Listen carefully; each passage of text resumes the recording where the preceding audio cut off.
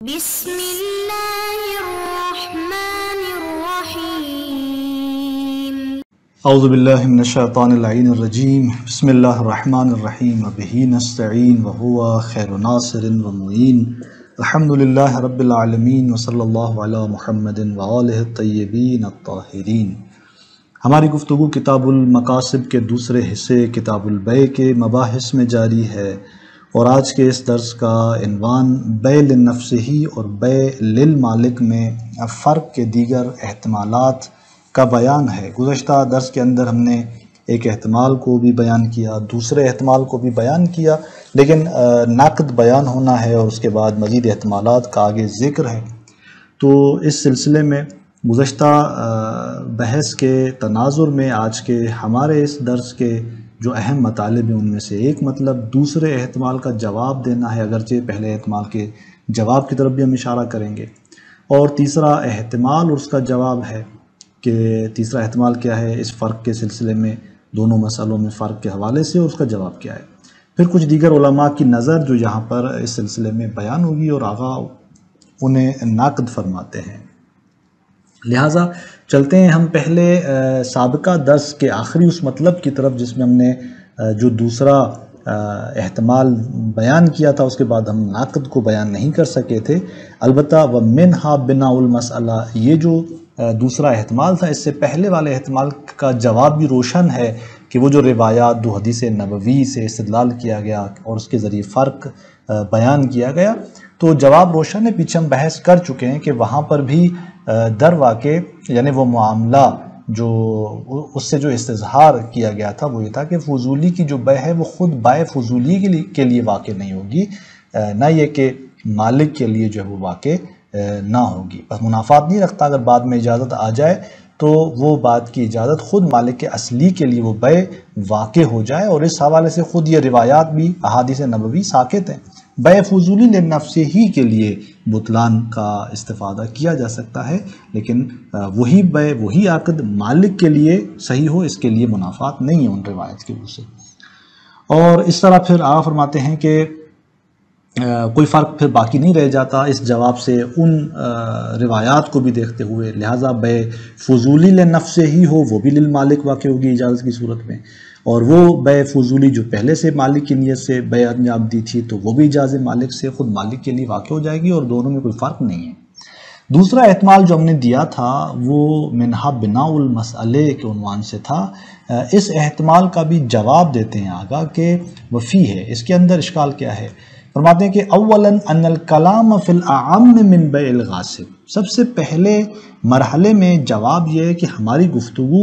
بیع غاصب سے اعم میں ہے، یعنی ہماری گفتگو جو ہے وہ مختص نہیں ہے غاصب کے ساتھ کہ اب آپ آئیں پھر وہاں پر اس غصب کو ہمارے عدم وجود رضا پر دلیل قرار دیتے ہوئے استدلال کرنا شروع کر دیں، نہیں، ہماری بحث غاصب سے وابستہ نہیں ہے، فقط عمومیت رکھتی ہے، چونکہ کبھی کبھی وہی فضولی کبھی غاصب ہے کبھی غیر غاصب ہے۔ دوسرا جواب جو یہاں پر آگا اس مسئلے کے اندر دیتے ہیں وثانیاً ان الغصب امارۃ عدم الرضا بالبیع للغاصب لا مطلقہ، دوسری بات یہ کہ جو آپ کہہ رہے ہیں کہ غصب امار عدم رضا ہے، تو فرماتے ہیں کہ غصب امار عدم رضا نسبت بیع کی نسبت رضایت کے عدم موجودگی کے حوالے سے امارہ ہے، لیکن للغاصب خود غاصب کے لیے، کہ یعنی وہ بیع غاصب کے لیے واقع نہیں ہوگی، اور لا مطلقہ نہ یہ کہ آپ اس کو مطلق طور پر جو ہے امارہ بنا دیں، اور یعنی آپ کہیں کہ مالک اصلی کے لیے بھی وہ بیع جو ہے واقع نہیں ہوگی، اس طرح سے نہیں ہے۔ تو لہٰذا پس یہاں پر آپ فرق جو ہے وہ بیان نہیں کر سکتے غاصب اور غیر غاصب کی جہت سے۔ معاملہ جو ہے اگر اجازت آ جاتی ہے اجازت لاحقہ تو وہ معاملہ جو ہے وہ واقع ہو جائے گا خود اسی مالک کے لیے، اور یہ غصب جو کہ ہمارے عدم رضا تھا یہ غاصب کے لیے تھا، نہ جو ہے وہ مطلقہ طور پہ۔ فقط یرضی المالک ببیع الغاصب لتوقع الاجازت وتملک الثمن، فرماتے ہیں کہ کبھی مالک راضی ہوتا ہے غاصب کی بیع کی نسبت،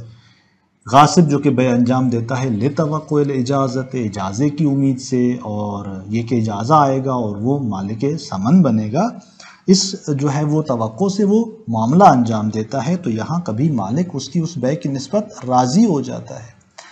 تو اس طرح آقا فرماتے ہیں کہ پس فلیس فی الغصب دلالۃ علی عدم الرضا باصل البیع، غصب کے اندر ایسی کوئی دلالت نہیں ہے عدم رضا نسبت بے اصل بیع کے حوالے سے، کہ آپ کہیں کہ چونکہ وہ مال مغصوب تھا، چونکہ اس نے غصب کیا تھا، اب آپ کہیں کہ اصل عقد اور اس بیع کی نسبت رضایت نہیں ہے مالک کی جانب سے۔ نہیں، غصب قرینہ نہیں ہے اس مطلب پر کہ آپ اصل بیع کی نسبت جو ہے وہ عدم رضایت کو اسے ثابت کر سکیں، بل غاصب وغیرہ من هذه الجهة سواء، غاصب اور غیر غاصب اس اعتبار سے مساوی ہیں، یعنی ان کے درمیان کوئی فرق نہیں ہے۔ کبھی جو ہے وہ غاصب بائع بنتا، یعنی عاقد کبھی غاصب ہوتا ہے اور کبھی غیر غاصب ہوتا ہے، تو ان دونوں میں یعنی فضولی جو کہ غاصب ہو یا غیر غاصب وہ فرق نہیں ہے۔ مالک اگر راضی ہو جاتا ہے، اجازت دیتا ہے، تو وہ بیع اسی مالک کے لیے واقع ہو جائے گی۔ تو بس یہ بھی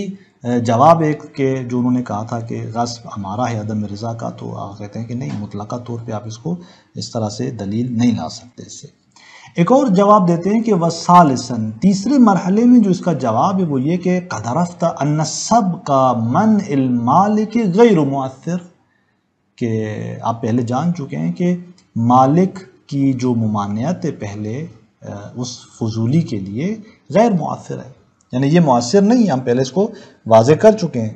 لہٰذا آپ جو ہے اس نقطۂ نگاہ سے ملاک بیان نہیں کر سکتے ان دو نوعیت کی بیع فضولی کے درمیان فرق کے لیے، کہ اب آپ کہیں کہ مثلا آپ مسئلے کو مبتنی ٹھہرا رہے ہیں اس بات پر، اس وجہ کے اندر، کس بات پر کہ آپ کہہ رہے ہیں کہ مسئلہ مبتنی ہے کس پر، جہاں مالک پہلے ممانعت اس نے نہ کی ہو، اگر ممانعت کی ہو تو پھر جو ہے وہ درست نہیں ہے، جیسے کہ بیع فضولی جو کہ غاصب ہے اس کے اندر معمولاً یہ جو ہے ملاک وجود نہیں رکھتا جو آپ تصور کر رہے ہیں۔ آپ ملاک تصور کر رہے ہیں کہ ممانعت جو ہے وہ پہلے سے اگر ہے تو مؤثر نہیں ہے، ممانعت نہ ہو تو پھر ٹھیک ہے، پھر معاملہ درست ہے، وہ مالک کے لیے واقع ہوگا۔ تو یہ ابتنا کیوں کر رہے ہیں آپ، یہ بنا کیوں رکھ رہے ہیں آپ مسئلے کی اس پہ؟ ہم پہلے واضح کر چکے ہیں کہ مالک کی ممانعت پہلے اگر ہے تو وہ مؤثر نہیں ہے اس سلسلے میں، بس لہٰذا معاملے کی صحت جو ہے وہ موقوف نہیں ہے اس پر کہ پہلے جو ہے وہ نہیں آنی چاہیے، نہیں، ہم پہلے ثابت کر چکے ہیں دوسرے مسئلے کے اندر، حتیٰ اگر نہیں بھی ہو پہلے واضح طور پر تب بھی اجازت بعدی جو ہے وہ اجازت لاحقہ وہ اس معاملے کو صحیح قرار دیتی ہے اور وہ پہلے موجود نہیں، کوئی معنی ایجاد نہیں کرتی۔ تو اس طرح آگاہ 3 مرحلوں میں اسی دوسری وجہ کا جواب دیتے ہیں، اور یہاں تک یہ بات روشن ہو جاتی ہے کہ بس فرق نہیں ہے اس مسئلے ثالث اور دیگر فضولی کے حوالے سے جو پہلے 2 مسئلے بیان ہوئے ان کے درمیان۔ اس کے بعد آگاہ ایک اور وجہ کی طرف جو تیسری وجہ ہے جس کے ذریعے فرق قائم کیا جا رہا ہے اس بیع فضولی لنفسہ اور دیگر بیع فضولی للمالک کے درمیان، فرماتے ہیں کہ ان الفضولی اذا قصد الى بیع مال الغیر لنفسہ لم یقصد حقیقت المعاوضہ، فرماتے ہیں کہ فضولی جب قصد کرتا ہے مال غیر کی بیع کا لنفسہ ہی اپنے لیے، تو وہ حقیقت معاوضے کا قصد نہیں کرتا، یعنی اس کا مقصود حقیقت معاوضہ نہیں ہوتا۔ کیوں؟ اذ لا يعقل دخول احد العوضین فی ملک من لم یخرج عن ملکہ الاخر، کیونکہ معقول نہیں ہے 2 عوض میں کسی ایک عوض کا داخل ہونا ایسے شخص کی ملکیت میں کہ لم یخرج عن ملکہ الاخر، کہ جس کی ملکیت سے دوسرا عوض خارج ہی نہیں ہوا، یعنی بائع فضولی جو کہ غاصب ہے وہ جو چیز دے رہا ہے کیسے ثمن اس کی ملکیت میں داخل ہوگا جبکہ وہ مبی اس کی ملکیت سے گئی ہی نہیں ہے، وہ تو اس کا مال ہی نہیں ہے، وہ مال غیر ہے۔ تو یہاں پر فضولی اگر اپنے لیے نیت کر کے معاملہ کر رہا ہے تو حقیقتاً معاملہ یہاں پر وجود نہیں پاتا، صدق نہیں کرتا۔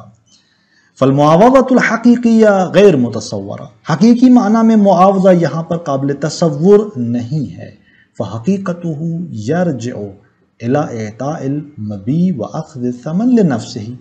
یہ جو معاملہ انجام دے رہا ہے بیع فضولی جو لنفسہ ہی ہے، اس کی حقیقت پلٹتی ہے اس بات کی طرف کہ وہ مبی دیتا ہے اور ثمن اپنے لیے اخذ کر رہا ہوتا ہے۔ وَهَذَا لَيْسَ بَيْعًا، اور یہ بیع نہیں ہے چونکہ مبی اس کی ملکیت نہیں ہے، ثمن کیسے اس کی ملکیت میں داخل ہو سکتا ہے. تو لہٰذا اس اعتبار سے آقا فرماتے ہیں کہ یہ اس وجہ کو بیان کرتے ہیں اور یوں فرق ایجاد کرتے ہیں بے فضولی لنفسہ ہی کا غیر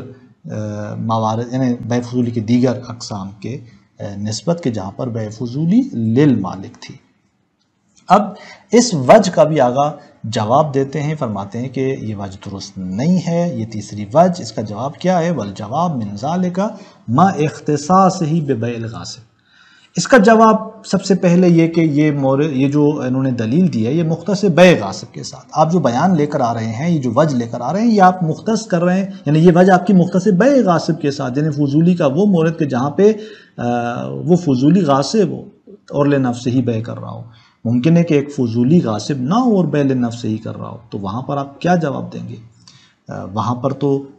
ہماری گفتگو تو اس طرح مختص غاصب کے ساتھ نہیں ہے، عام ہے، چاہے وہ فضولی لنفسہ غاصب ہو یا غیر غاصب ہو.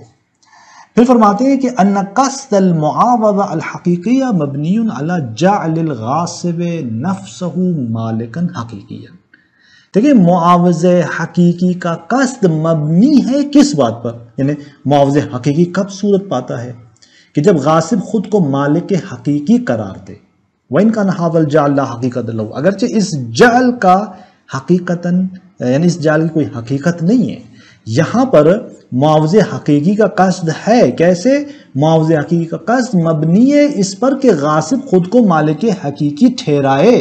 اور اس جعل کی کوئی حقیقت نہیں. لیکن المعاوضہ المبنی علی هذا الامر الغیر الحقیقی حقیقیتاً، لیکن یہ معاوضہ جو اس امر غیر حقیقی پہ مبتنی ہے، فرماتے ہیں کہ یہ معاوضہ حقیقی ہے.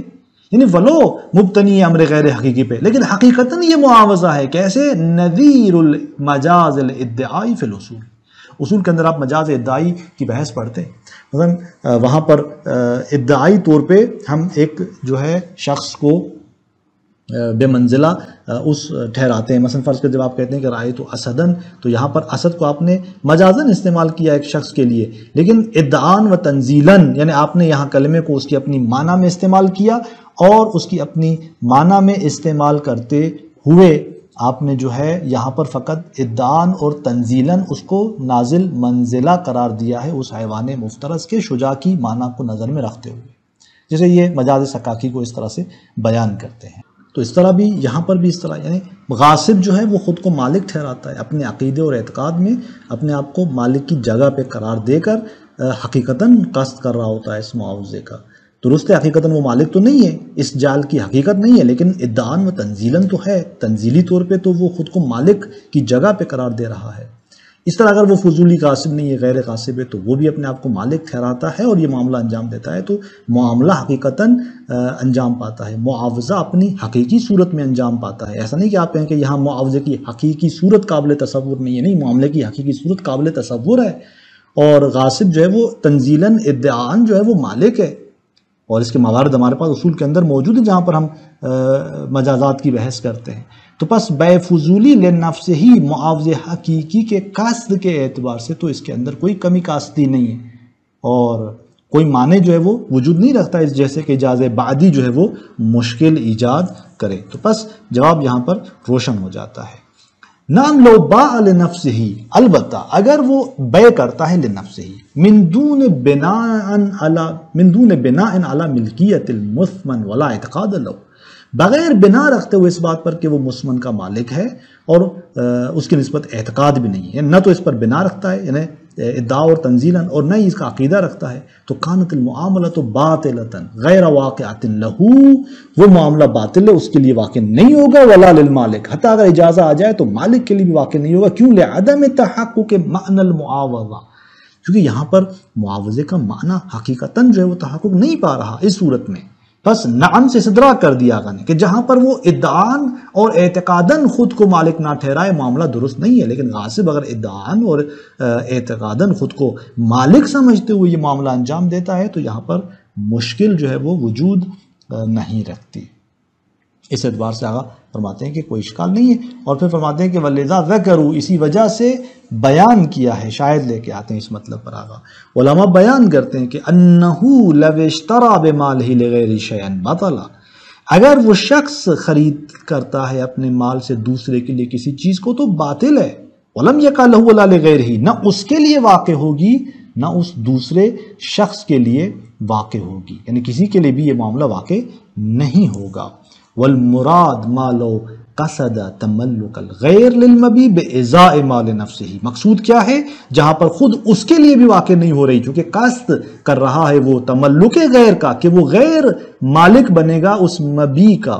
بِإِزَاءِ مَالِ نَفْسِهِ، اس کے اپنے مال کی نسبت، یعنی وہ اپنے مال سے مبیع خرید کر رہا ہے دوسرے کے لیے، اور وہ قصد کرتا ہے کہ وہ دوسرا اس مبیع کا مالک بنے گا، تو خود اس کے لیے یہ معاملہ واقع نہیں ہوگا. اور اسی طرح آپ فرماتے ہیں کہ غیر کے لیے بھی واقع نہیں ہوگا، چونکہ آپ دیکھیں کہ احد العوضین جس کی ملکیت سے جا رہا ہے دوسرا، یعنی عوض، وہ جو عوض داخل ہو رہا ہے جس کی ملکیت میں، اسی کی ملکیت سے تو خارج نہیں ہوا عوض کہ اسی کی ملکیت میں اس کا عوض داخل ہو جائے. مبیع یہاں جو ثمن ہے وہ تو اس شخص غیر کی ملکیت سے نہیں خارج ہو رہا کہ یہاں پر مبیع داخل ہو اس کی ملکیت میں، تو بس نہ اس کے لیے حساب ہوگی نہ اس کے لیے حساب ہوگی. اب یہاں پر بھی کہتے ہیں کہ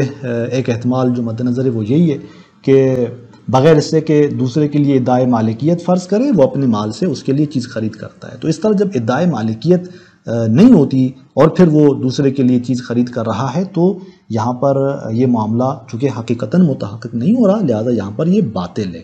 اسی طرح ہمارے اس مورد بحث میں بھی وہ باطل ہے. پھر آگے فرماتے ہیں کہ بعض دیگر علماء کے تخیل کو بیان کرتے ہوئے کہ وقت تخیل بعض المحققین، بعض محققین نے یہ خیال کیا ہے کہ ان البطلان ہنا یستلزم البطلان للمقام،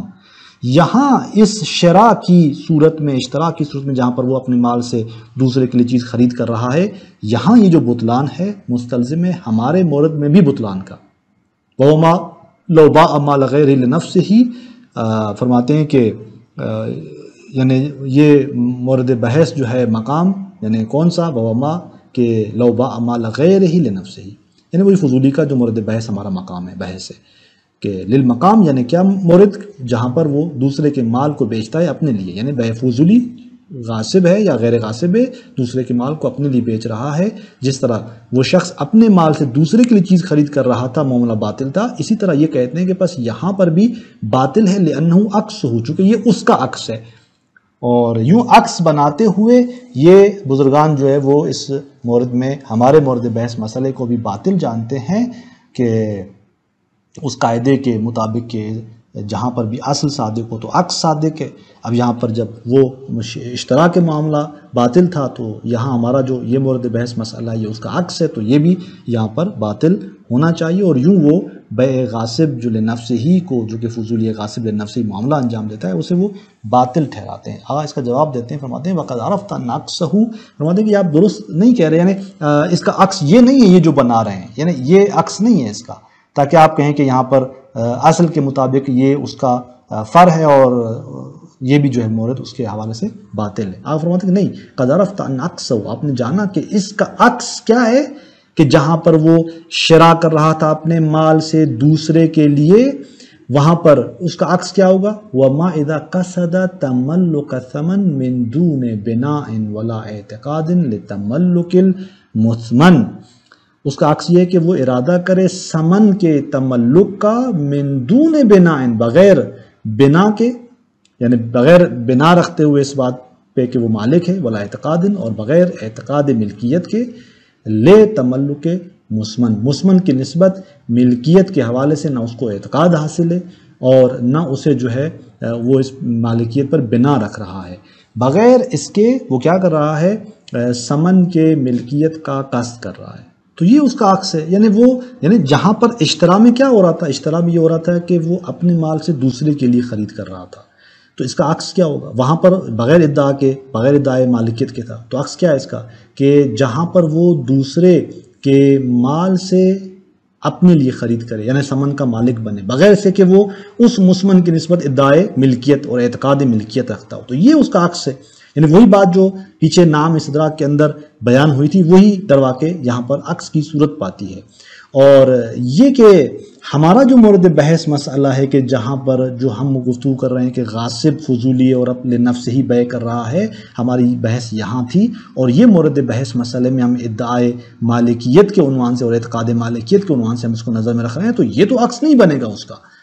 بس اس اشتراک کے معاملے میں جہاں بطلان ہے، اس کا عکس ہمارا جو مورد بحث مسئلہ ہے وہ نہیں ہے، چونکہ ہمارے مورد بحث مسئلے میں ادعائے مالکیت ہے، جبکہ اصل اس اشتراک کے مسئلے میں ادعائے مالکیت نہیں ہے۔ تو بس اس اشتراک والے مسئلے کا عکس کیا ہوگا؟ فرماتے ہیں کہ ما اذا قصد تملک ثمن، وہاں ہے جہاں پر شخص ثمن کی ملکیت کا قصد کرتا ہے بغیر بنا کے، بغیر اعتقاد کے، ہاں یہاں پر یہ معاملہ باطل ہے، کیونکہ لأن المفروض یہ اس کا عکس ہے، نہ ہمارا مورد بحث مسئلہ ہے۔ کیوں؟ لأن المفروض الکلام فی وقوع المعاملہ للمالک اذا جاز، ہماری بحث وہاں پر ہے کہ گفتگو وہاں پر ہے کہ جہاں معاملہ واقع ہو رہا ہے خود مالک کے لیے جب وہ اجازت دیتا ہے، اور یہ کہاں ہوتا ہے؟ جہاں پر وہ جو بائع فضولی ہے وہ ادعائے مالکیت رکھتے ہوئے وہ معاملہ انجام دے رہا ہوتا ہے۔ اب اگر مالک اجازت دے گا تو وہ معاملہ خود اس مالک کے لیے واقع ہوگا۔ بس ہمارا مورد بحث مسئلہ فرق کرتا ہے، ہمارا مورد بحث مسئلہ کہ جہاں پر شخص بائع فضولی غاصب لنفس ہی بیع کر رہا ہے اور ادعائے مالکیت کے ساتھ کر رہا ہے،